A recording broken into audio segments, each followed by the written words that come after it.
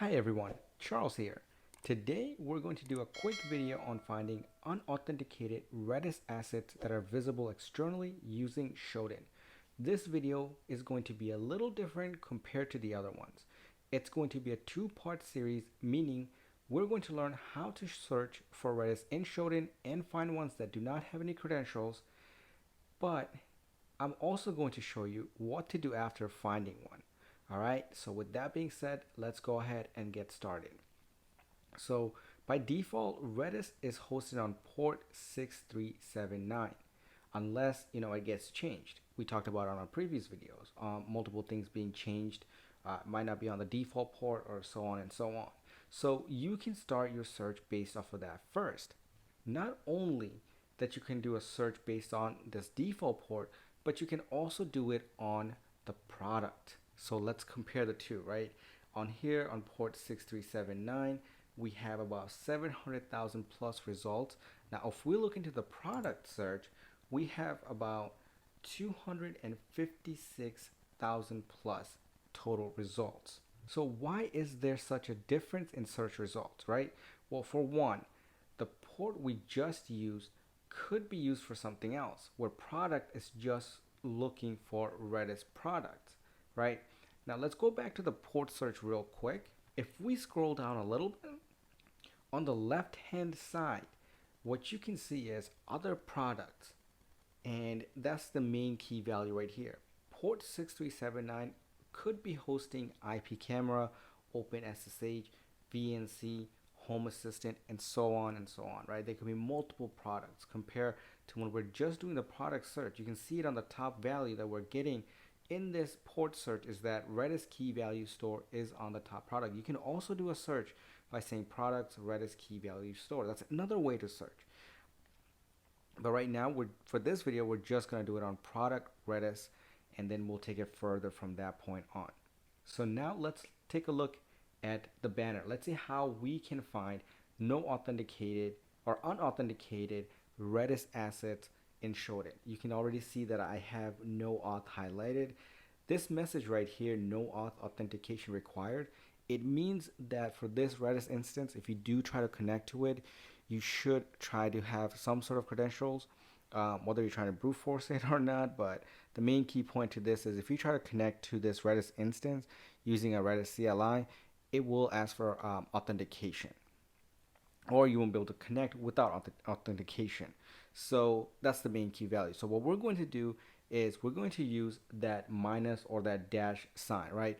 On my previous video, I meant what I mentioned before is that if you put a minus or whatever, if you want to call it dash, before a key or a keyword, technically, Shodan will not show that in your search results. So that's the same thing we're going to do right now is copy and paste that into the Shodan search, and then what you'll see is that you won't see that in your search results anymore. So let's go ahead and let's do that. Okay, so now that we did that and pretty much gotten that out of the way, let's take a look at one of the Shodan banners, right? Let's see what Shodan was able to gather for us. So under server information, we can see the version Redis is being hosted on. We can also see the operating system.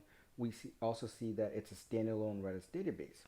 Now, if we look a little bit below, right here, we can see how many clients are connected, if any are blocked or tracking, and once again, many information that is being listed. Now let's scroll a bit more lower, and we can also see that it's a master role for this instance. And if we go a bit more down, what we can see right now, right? If we go a little bit, we scroll a little bit down, we can see that there are 4 keys within this database, meaning there could be data stored in those keys. So we can try to dump those keys to view what data could be stored there. All right. So that's pretty much it when it comes to searching for unauthenticated Redis databases. You can also narrow this further by typing in keys, which will also narrow your searches to make sure that keys is showing up in your Shodan search. This way, you're evaluating further when trying to connect to one. Now, what can you do after this? Well, you can make it even much smaller in your search results, right?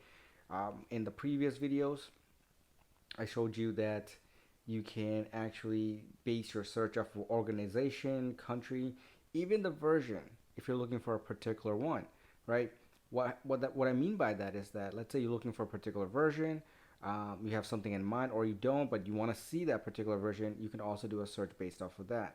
If you scroll a little bit down, we can see the version for the Redis that's showing up in Shodan.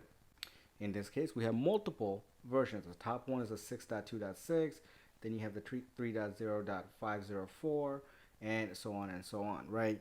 What you can do now is that you can even do a Google search to see if they have any vulnerabilities specific or any vulnerabilities on a specific version, on that particular version that you're searching for, right?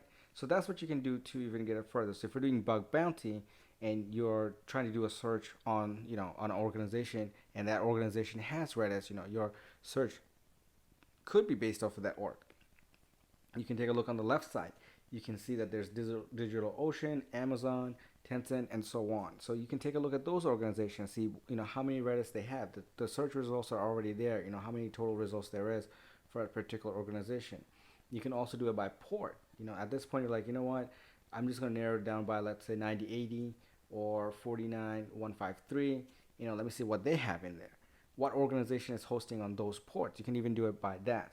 But that's it for part 1 of the video. In part 2, we will use the Redis CLI to connect to one of the Redis instances, and I will share some commands that you can use to validate further. With that being said, I hope you enjoyed this video.